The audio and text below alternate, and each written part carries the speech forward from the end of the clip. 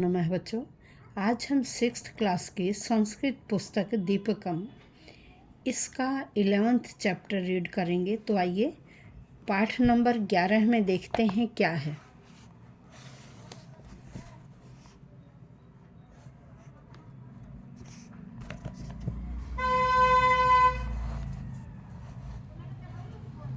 पाठ का नाम है पृथिव्याम त्रीणि रत्नानि, पृथ्वी पर 3 रत्न। अब देखिए कौन से 3 रत्न हैं, पाठ के अंदर देखते हैं। छात्राः पश्यन्तु अद्य मम हस्ते स्फोरक पत्राणि सन्ति। छात्राः बच्चों, टीचर कह रहा है बच्चों, पश्यन्तु देखो। छात्राः हे बच्चों, पश्यन्तु देखो। अद्य आज मम हस्ते मेरे हाथ में स्फोरक पत्राणि, स्फोरक पत्र का मतलब होता है चार्ट, स्फोरक पत्राणि चार्ट संति हैं।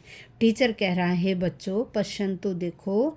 अद्य आज मम हस्ते मेरे हाथ में स्फोरक पत्राणि संति चार्ट हैं। अब देखिए बच्चे क्या कह रहे हैं, श्रीमान हे श्रीमान स्फोरक पत्रे किम अस्ति। स्फोरक पत्र कह रहे इन चार्टों में किम अस्ति क्या है, इन चार्टों में क्या है। अब देखिए टीचर क्या कहता है, छात्राः एतानि स्फोरक पत्राणि भित्तौ स्थापयन्तु। यह चार्ट भित्तौ दीवारों पर स्थापयन्तु लगाओ, इन चार्टों को दीवारों पर लगाओ। हे विद्यार्थियों, इन चार्टों को दीवारों पर स्थापयन्तु लगाओ। तद अनंतरम उसके बाद स्वयं एव पश्यन्तु, उसके बाद स्वयं एव अपने आप ही पश्यन्तु देख लेना। उसके बाद अपने आप ही पश्यन्तु देखो, उसके बाद अपने आप ही देखो। श्रीमन स्फोरक पत्रे सुंदरम चित्रम अस्ति।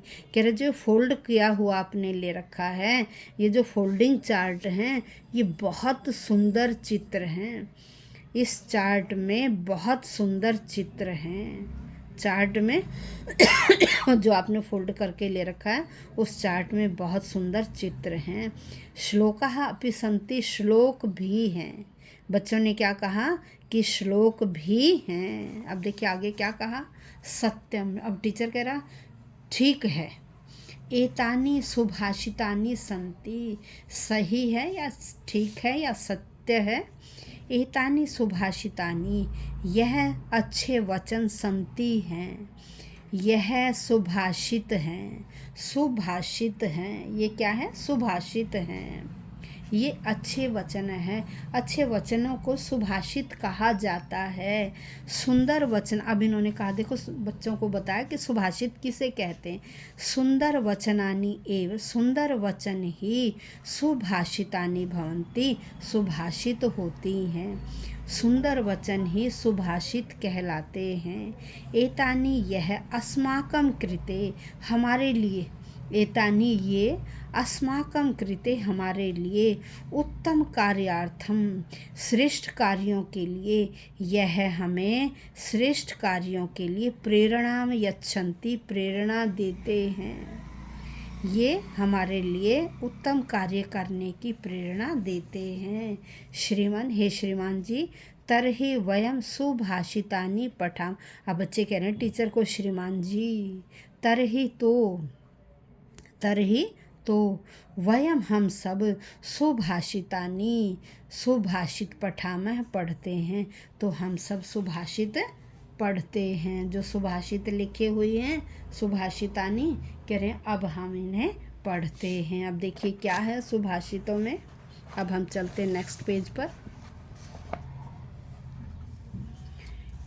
पृथिव्याम त्रीणि रत्नानि जलम अन्नम सुभाषितम मूढ़ै पाषाण खंडेषु रत्न संज्ञा विधीयते। अब देखो कौन से 3 रत्न हैं, कह रहे पृथिव्याम, पृथ्वी पर, त्रीणि 3, रत्नानि रत्न है। वो कौन से 3 रत्न हैं, जल, अन्नम अन्न, जल, अन्न और सुभाषितम अच्छे वचन। कौन से 3 रत्न हैं? पहला रत्न जल, दूसरा अन्न और तीसरा अच्छे वचन।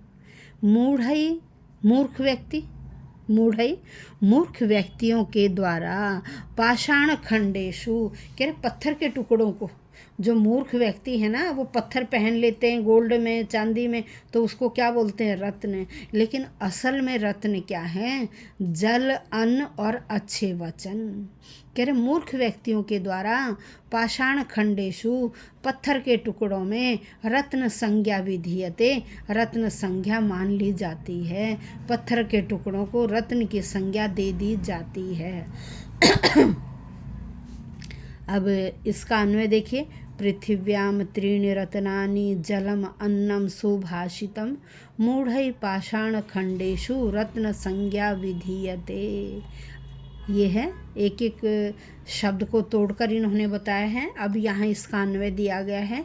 पृथिव्याम जलम अन्नम सुभाषितम इति त्रीणि रत्नानि सन्ति मूढ़ै पाषाण खंडेशु रत्न संज्ञा। देखिए इसे कोई ज्ञ बोलता है, कोई जय बोलता है। वास्तव में इसका सही उच्चारण ये जय और य से मिलकर बना हुआ है, इसलिए इसे जय बोलना उचित होगा।